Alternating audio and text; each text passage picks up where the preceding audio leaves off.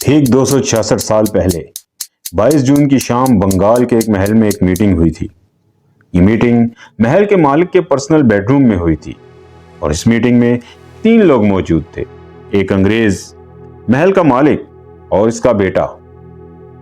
अंग्रेज फरवानी से हिंदी, फारसी और बंगाली बोल सकता था, लिहाजा इसने महल मालिक के सर पर कुरान और इसके बेटे के सर पर इसका एक हाथ रखा और कसम उठवाई कि वो वही करेगा जो अंग्रेज से कहेंगे, और अगर वो ऐसा ही करेगा तो इनाम में से ताकत और हुकूमत दी जाएगी। लेकिन मीटिंग के आखिर में अंग्रेज के सामने एक शर्त भी रख दी गई, जो अंग्रेज ने मान ली। चूंकि मीटिंग कामयाब हो गई थी, इसलिए अगले दिन अंग्रेजों ने एक लड़ाई का फैसला किया। हालांकि जीतने का कोई चांस ही नहीं था, क्योंकि अंग्रेज बमुश्किल 3100 थे, जबकि इनका मुकाबला 50,000 के साथ था, और 50,000 भी ऐसे कि जिनके पास इतनी बड़ी बड़ी तोपें थी कि इन्हें सफेद रंग के बड़े बड़े 50 बैल खींच रहे थे। इन बैलों को बिहार में ब्रीड ही इस मकसद के लिए किया गया था कि वो लोहे की तोपें खींच सकें, और हर तोप के पीछे एक बड़ा हाथी इसे धक्का दे रहा था। अगर आपने देखा हो Lord of the rings film का एक सीन, जो कि इसी मंजर से इंस्पायर्ड होकर फिल्माया गया था, लेकिन अंग्रेजों को इन बैलों या तोपों या हाथियों की फिक्र नहीं थी, क्योंकि वो एक कामयाब मीटिंग कर चुके थे और हुआ भी वही जिसकी इन्हें उम्मीद थी। जब लड़ाई शुरू हुई तो 50 में से 45,000 फौज खामोशी से पीछे हट गई और महज 11 घंटे के अंदर बंगाल का पूरा सूबा अंग्रेजों की झोली में जा चुका था। और ऐसा गया कि सिर्फ अगले 100 साल में अंग्रेजों ने बड़े सगीर से लेकर बर्मा तक के इलाके पर अपना राज कायम कर लिया था। लेकिन आपको याद है कि मीटिंग में अंग्रेज के सामने एक शर्त भी रखी गई थी।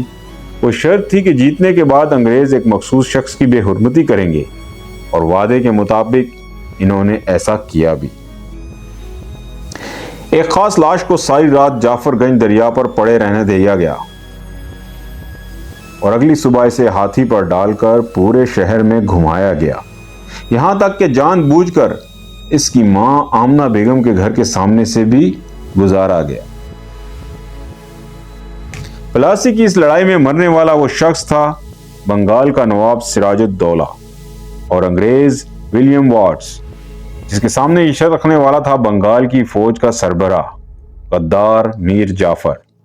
अंग्रेज जीत तो गए, इन्होंने मीर जाफर को बहुत कुछ दिया भी, यहां तक कि पूरे का पूरा बंगाल दे दिया। वो मीटिंग एक कामयाब मीटिंग थी। ये सिर्फ एक शिकस्त नहीं थी, ये एक दरवाजा था जिसके बाद ब्रिटिश ईस्ट इंडिया कंपनी को पूरे हिंदुस्तान में कदम जमाने का मौका मिल गया। कहते हैं जब मीर जाफर को नवाब बनाया गया तो इसने वो सब हासिल कर लिया जिसका इसने ख्वाब देखा था। लेकिन क्या वाकई इक़्तिदार तो मिला? लेकिन कहानी का सबसे दर्दनाक हिस्सा अभी बाकी है। मीर जाफर ने जो ख्वाब देखा था वो इक़्तिदार का था, शान शौकत का था, लेकिन हकीकत इसके बिल्कुल बरअक्स निकली। जब ब्रिटिश ईस्ट इंडिया कंपनी ने इसे बंगाल का नवाब बनाया तो शुरू में सब कुछ इसके हक में लग रहा था, महल, खजाने, दरबार। लेकिन आहिस्ता आहिस्ता इसे एहसास होने लगा कि वो हुक्मरान नहीं बल्कि एक मोहरा है। हर फैसला, हर हुक्म, हर पॉलिसी, सब कुछ अंग्रेज तय करते थे।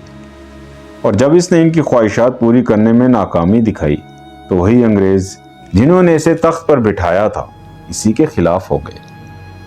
1760 में इसे इक़्तिदार से हटा दिया गया और इसकी जगह इसी के दामाद मीर कासिम को नवाब बना दिया गया।